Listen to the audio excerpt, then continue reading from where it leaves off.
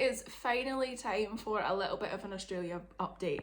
I have been so happy to see people commenting on the last vlog where we sold our house, asking for an update, following along on the journey, giving advice. I'm so grateful for it. Honestly, like it makes me so happy when I read those things and that people are really interested in this journey that we're going on. There isn't the major update that I think everyone is waiting for yet, that I know myself and my husband are definitely waiting on. But I also felt like there needs to be an in-between update vlog situation, because this whole process is exhausting. It is draining. It's nothing like I was maybe assuming it would be when we originally started thinking about this for like 9 years ago. But I want to do this because this is the reality of it, and I also want to be very real about how we feel about things and how things actually progress, because I feel like you see things online where people either get a visa instantly within 2 weeks, or then there's other people that have been waiting pre-COVID and everything else. So I wanted to just give this update because I want to keep you guys in the journey, and I feel like it'll be good for me to just document my feelings, because my goodness, I have a lot of them.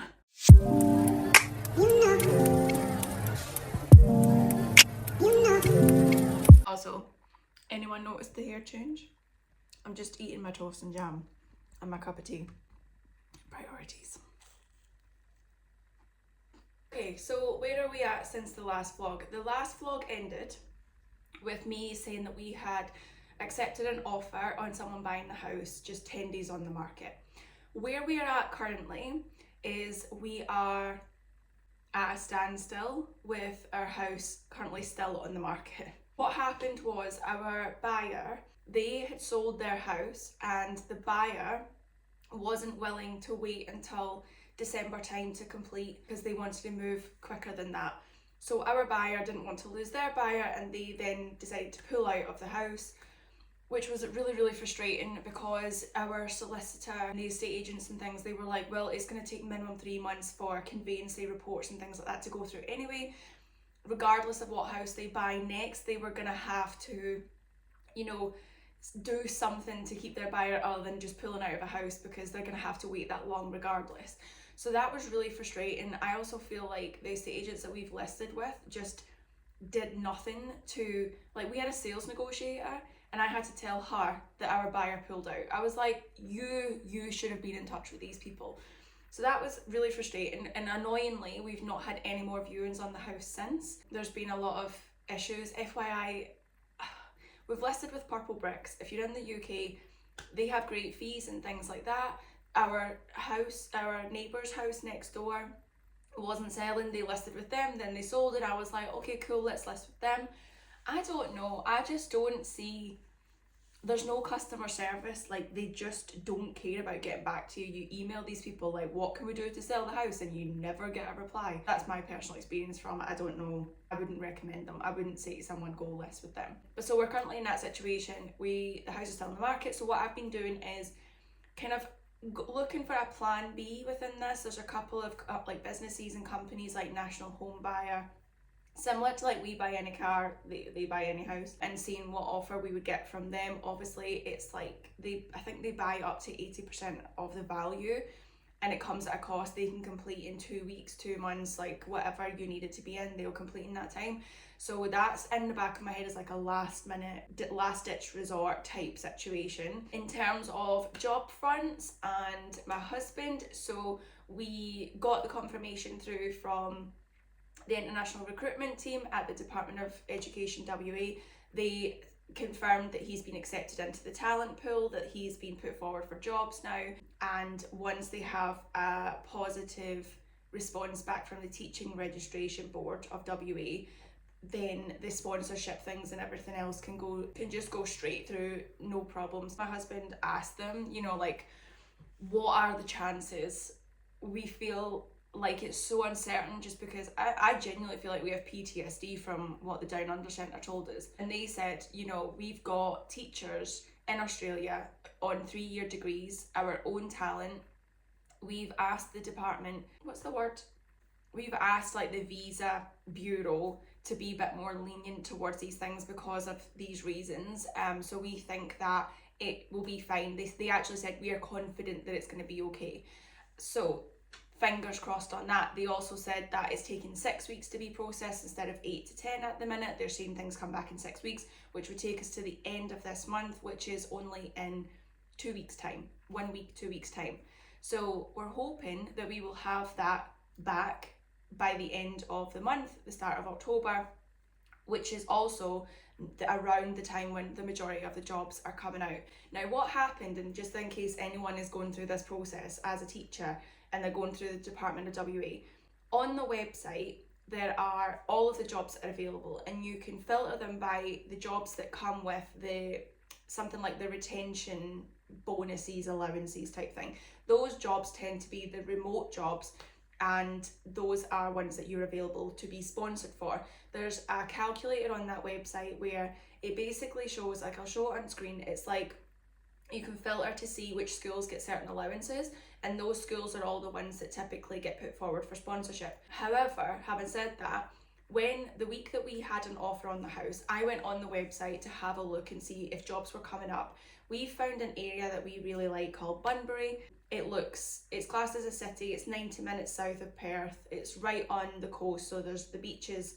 One rental that we looked at actually was a new build, and it was the street, the end of the street was the beach. So it's super close, it's got like that lifestyle that we want. It had tons of things for the kids, it had the big stores that I've based everything around, like Aldi, Target, Bunnings. I was like, if it has them, I'm sold. So then it just felt like there's more going on, right? So that was an area that we've kind of fallen in love with, we really like the idea of, and again, because it's so close to Perth, that feels really nice because I've got some family in Perth. A cousin, unfortunately, not available to go through the visa stream. So we looked at that. A job came up at a school called Harvey, which is 30 minutes drive from Bunbury, and we were looking at it and we were like, okay, perfect, this is a job that's classed as it, we could live in Bunbury, Mikey, you can drive work, it's only 30 minutes, and we'd much prefer that because then the kids have more going on around them than, you know, living in Harvey, which was, I think it said that it was a nice place, it just wasn't, there wasn't like a whole lot going on, right? So that was like brilliant. We emailed them, could we just apply directly to this, will he be matched to it? And they got back and said, we're currently waiting on sign off for that job to see if they can put international talent towards it. So what happens is when the jobs get listed, they basically wait to see if local residents are going to apply for the jobs first, and if they see a decent amount, then they just say it's not available for sponsorship. I didn't know that. We were never told that until we asked the question, can we apply for this job because it's in the area that we want, or will Mikey be put forward for it? And it just kind of made me think like, oh God, we really are gonna potentially get put with jobs that are like, they are remote. They're not gonna be like that Bunbury situation. I don't know, that's my fear getting in the way. That's my like skepticism of certain things getting in the way. I hope that's not the case. I hope that there are jobs that come up that are the perfect location for us, and you know, I'm really trying to trust the process with it. But yeah, it just kind of felt like, oh wow, we've put the house up for sale, we got a buyer, they pulled out, now we've literally not even got any viewings on the house. I'm like, what's going on? The job you can't even apply for because they've got local residents going for it. We have to just wait. So I'm hoping if all the jobs come out in October, then there's going to be more that come out for that. So that is currently the situation with that. We're very much in the waiting game. How I've been feeling through this, how my husband has been feeling through this, it's like I said, it's exhausting. We're trying to remain so excited and so like it's gonna happen. They've said they're confident. You know, they wouldn't put you into a pool if they didn't think that there was going to be jobs available to match you to. So we're trying to very much be like, okay, when we move to Australia, we'll do this. You know, planning the rest of our year with that mentality. For example, it's been both the kids' birthday. Axel's yesterday and Ella's was last week. And we told family and friends, you know, don't buy things that we can't take with us because we're planning on basically just selling everything, and the shipping container that would be provided for us is things that is more like sentimental, or like Halloween and Christmas decorations that will pass the checklist that we get given. But it's like things like that we're not going to need immediately that we can take with us, but we're not wanting to take tons of stuff. We would rather just go over there and buy new things. We even did that. We went on a couple of websites like Bunnings and Target, etc., and added everything that we would need to give us an idea of the total cost that that we'd need to budget for those things when we got there, or when we moved into our own place. It's just, that's the mentality that we're in. We're trying to stay when we go to Australia, when this happens, when this move kicks off. I literally go to bed at night visualizing the flight and like packing the kids' bags. I am so excited to pack the kids' bags for the plane, pack my bag and Mikey's bag for the plane, and it's going to be stressful, tiring, freaking 20 hours with a 6 and a 2-year-old, but we're so excited for that adventure. Do you know what I mean? We're just so ready for this new challenge. Oh, and it's a really interesting one. It's like everything seems to be at a point now where things need to change, and I've said this before in a previous vlog, like things are coming to a point where things need to be updated, changed. We need to replace something. Mikey's car, he was like, do I sell my car and get a rental for 3 months, or do I try and, because the clutch needs replacing on it, so he's like, do I just fix the clutch and then we sell it? But I need a new car, like the car's on its last legs. And it's like, we don't know what we're doing until we have that final confirmation. So even though it's only a couple of weeks away, hopefully like 4 weeks away, say, before we know, we're just so still in limbo with everything. Like, just get through these next 4 weeks. If anyone is going through this process, or you're looking at the Department of Education going through that, let us know in the comments like how you found it, or if you get any questions at all about it, please ask us, because we have tried to do as much research around it. We have been emailing them constantly with questions. They did say, anything you need to know or you've got worries around, like, just let us know, drop us an email.